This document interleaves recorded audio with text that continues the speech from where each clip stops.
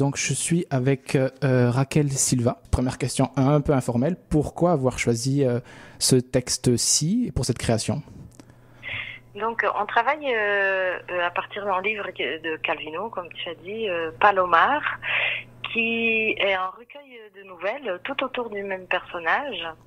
Et c'était une heureuse coïncidence. Enfin, j'avais lu ce livre quand j'avais 20 ans. Et puis, quand j'ai appris la technique de théâtre de papier, la technique qu'on utilise pour ce spectacle, on nous avait demandé d'apporter une histoire. Et j'avais décidé, mais par pure chance, d'amener une histoire de ce livre. Et en fait, j'ai compris que c'était ça le spectacle que je voulais faire. Donc, j'ai appris cette technique. Et puis, j'ai mis en scène 3 de ces petites histoires de ce livre. Et justement, je suis pas du tout intime du ce qu'on appelle le théâtre de papier, parce que c'est un théâtre entre la marionnette, j'imagine, le papier aussi dans la scénographie. Et je trouvais ça intéressant parce que en lisant évidemment autour du texte, tout ça, j'ai trouvé plusieurs citations, puis j'ai fait beaucoup de liens avec la proposition que je n'avais pas encore vue, mais il est dit, Calvino dit, c'est seulement après avoir connu la surface des choses, conclut-il, qu'on peut aller jusqu'à chercher ce qu'il y a en dessous, mais la surface des choses est inépuisable dans le texte de Palomar, et je trouve qu'il y a beaucoup de liens avec, j'imagine, la scénographie papier. En fait, il y a plusieurs choses qui m'intéressaient dans, on va dire, de cette technique avec ce texte-là, avec l'écriture de Calvino. Oui. Bon, déjà, le support par excellence de l'écriture, c'est de papier, au moins, dans les derniers siècles. Et donc, déjà, ça fait une sorte de heureux mariage. Et puis, il y a aussi la question que l'écriture de Calvino, il y a quelque chose de très, comment dire, de presque géométrique dans ce texte. Enfin, il divise le texte, le livre en 3 parties. Chaque partie, elle a plusieurs histoires. Ça commence par des sensations visuelles jusqu'à des choses très métaphysiques. Donc, il y a quelque chose d'assez géométrique. Et le mouvement qu'on arrive à faire avec les figurines découpées du papier, avec les mécanismes qu'on peut insérer, quelque part décrivait déjà ce style d'écriture. Donc, c'est la technique, quelque part, elle traduisait très bien, à mon avis, évidemment, déjà le style de l'écriture de ce texte de Calvino. Après, la technique en soi du théâtre du papier, c'est une technique qui est du début du 19e. Et c'était un passe-temps familial. On achetait ça chez les libraires, des planches, puis on découpait ça chez soi, on collait, on coloriait, et on jouait des petites scénettes ou des réductions des pièces qui passaient en ville. Et voilà, donc ça me semblait quelque chose de bien amusant à faire, quoi. Je comprends. Ouais, mais justement parce que comment dire, c'est des techniques qui nous faisons un théâtre qui est plus d'un théâtre de la parole et souvent justement des scénographies plutôt épurées, absentes. Donc je me demande comment, j'ai beaucoup discuté avec des metteurs et des metteuses en scène qui ont adapté des textes de la littérature, du roman aussi, et je me demande comment tu travailles, mettons, en premier lieu, à partir de ce texte-là qui est un univers de mots, donc du roman, mais d'abord, est-ce que tu le penses, j'imagine, différemment d'un metteur en scène comme Emmanuel Mérieux qui va faire du texte sur scène où le texte va primer? Là, il y a l'image, le papier. Est-ce que dans la lecture du roman, ça appelle déjà cette forme-là, ou est-ce que tu passes quand même par le littéraire, entre guillemets? Comment tu travailles ça? Écoute, on a pour ce texte en particulier, on a pris le parti de ne pas adapter le texte en fait. Oui. On a une narration et on le dit tel quel.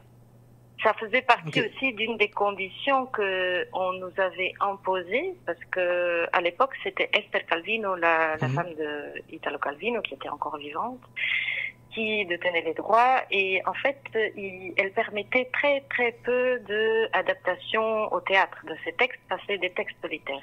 D'accord. Et en fait, c'était pas à cause de ça, parce mais en même temps, ça nous a permis d'avoir ces droits et donc de pouvoir le porter à la scène, ces textes. Mais on se disait que ce livre existait sans nous, il avait sa vie, il n'avait pas besoin de nous. Il avait pas besoin de théâtre pour exister. C'est nous, autant que artistes de théâtre, nous avions envie et besoin de ce texte littéraire. Donc on a fait ce pari de ne pas adapter le texte, de le prendre tel quel, de ne rien couper et aller travailler avec l'image pour le rendre accessible à une première écoute. En fait, ce texte, il est fait pour être lu. J'ai l'impression que, en général, mais dans ce texte en particulier, Calvino, il travaille beaucoup par couches. Donc, il y a une situation très simple où tu as le personnage Palomar qui visite des choses, assiste à des scénettes et puis qui fait des réflexions qui sont des réflexions assez complexes, en fait, assez philosophiques, des fois métaphysiques. Et donc, avec les yeux, avec le bouquin en main, on peut s'arrêter, on peut relire une phrase. Tandis qu'au théâtre, tu l'écoutes une fois et puis c'est parti. Et donc, du coup, avec l'image, on a travaillé pas à illustrer ce qui était déjà dit, ce que le texte dit déjà si bien sans nous. On a travaillé comme pour dévoiler à cette première écoute du spectateur toutes les couches de l'écriture de Calvino, toute cette complexité de la pensée, cette complexité philosophique et métaphysique. Et donc, du coup, ça ouvrait beaucoup de possibilités à l'image. Et c'est comme ça qu'on a décidé de travailler, ouais. Je trouve ça vraiment intéressant parce qu'on se pose beaucoup de questions au théâtre, justement, de la question de l'adaptation d'œuvres. Le théâtre est un genre, et je trouve c'est très poreux, justement, à d'autres types de littérature qui n'est pas juste la littérature dramaturgique. Donc, c'est vraiment intéressant de voir comment d'un bord de l'autre on peut changer ça. C'est ce que tu disais, de dire que j'aime bien de dire que l'œuvre quelque part elle se suffit à elle-même, mais comment on peut avec le théâtre l'amener ailleurs ou l'amener autrement.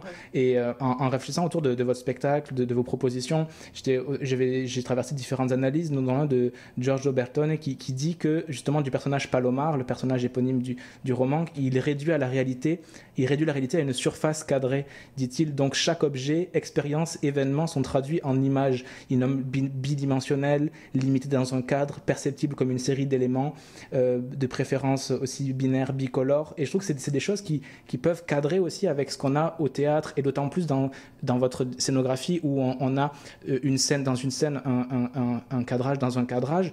Et est-ce que cette attitude-là palomarienne fonctionne avec... Est-ce que vous avez pensé ça aussi en parallèle ? Écoute, c'est très drôle parce que je ne pense pas que j'avais entendu avant ce que tu viens de me dire, okay. Cet auteur qui parle de Palomar. Et c'est très drôle parce qu'en fait, la technique du théâtre de papier, une des grandes caractéristiques, c'est qu'on travaille avec des figures bidimensionnelles. On peut y insérer des mécanismes, évidemment, elles ont du mouvement, etc. Mais c'est bidimensionnel. Donc, du coup, je suis très contente de ce que tu me racontes. Et oui, c'est sûr que quand on joue pas que dans des théâtres, comme ici maintenant à Montréal, au Castelier, on joue aussi dans des endroits qui ne sont pas forcément adaptés à la scène. Ça nous est arrivé de jouer dans des églises, dans des musées, dans des salles de classe, dans des bibliothèques et des médiathèques. Et donc, du coup, cette mise en abîme de laquelle tu parles, donc une scène dans une scène. Et il faut savoir qu'au bout d'un moment, dans les histoires qu'on raconte, on met Palomar qui assiste à une pièce de théâtre. Ouais. Donc il y a une scène dans une scène dans une scène. Cette mise en abîme, je la trouve complètement pertinente avec ce personnage parce qu'il observer le monde. Absolument. Et parce que il est en difficulté par rapport à la vie, par rapport aux autres, il a un besoin absolu de comprendre parce qu'il a de la difficulté à vivre. Est-ce que c'est ça qui m'a fait tomber amoureuse de ce texte? Parce que je pense qu'on est tous plus ou moins dans ces cas-là. C'est que pour autant qu'on puisse aimer être là à ce monde et vivre, on est toujours pris au piège un peu par comment faire dans la vie, comment faire avec les autres. Et donc, du coup, je trouve que de voir ce monsieur extrêmement en difficulté, mais qui se voue complètement à la compréhension des choses, ça peut nous aider à à nous en sortir des situations.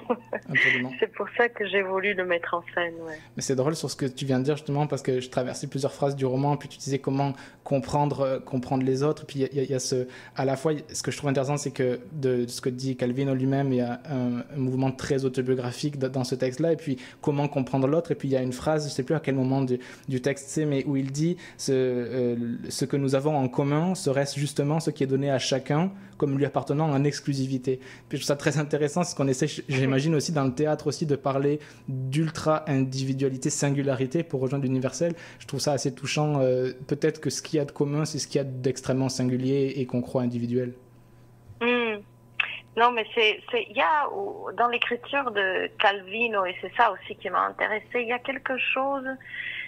Et surtout, je trouve, enfin, de Palomar spécialement, il y a quelque chose d'extrêmement humain et universel. Et donc, du coup, quelque part, moi, quand je l'ai lu, ce livre, pour la première fois, ça m'a fait du bien. Et c'est pas un des livres les plus connus de Calvino. Et je trouve ça dommage, parce que je me disais de lire ça à certains moments de sa vie où il y a cette réflexion sur soi, sur ce que ça veut dire vivre, sur ce que c'est comprendre le monde, avec presque des choses qui sont anecdotiques, presque. Enfin, c'est pas des gros épisodes de vie, c'est vraiment le tout petit, le quotidien. Absolument. Et et je trouve que ça fait du bien. Je comprends, que ça fait du bien. Voilà. Non, mais c'est vrai. Je ne sais pas si je réponds tout à fait à tes questions, mais voilà. Absolument. Non, mais si, je te remercie beaucoup. Puis c'est la question aussi de pourquoi aller au théâtre et des fois se faire du bien. Qu'est-ce que ça veut dire se faire du bien, se faire conter des histoires qui ne nous arrivent pas à nous, pourquoi ça nous rejoint. Puis voilà, mais je sais que tu as pris une pause pour nous parler. Je t'en remercie beaucoup. Tu donnes des ateliers en ce moment même à Montréal. Mais merci beaucoup d'avoir été avec nous. Puis je te souhaite bonne préparation. Merci beaucoup. On vous retrouve le 9, le 10, le 11. Avec même le 11, je crois, une présentation en italien, me semble-t-il. Oui. Et donc ça se passe on joue donc le 9, 10 et 11 novembre à 19h30 en français. Et le 11 novembre à 16h, on joue en italien. Au Castelier. Ci vediamo. Au Castelier, exactement. Merci infiniment. Merci à toi. Merci de nous avoir eus. Avec grand plaisir. Bonne journée. Bonne journée. Au revoir.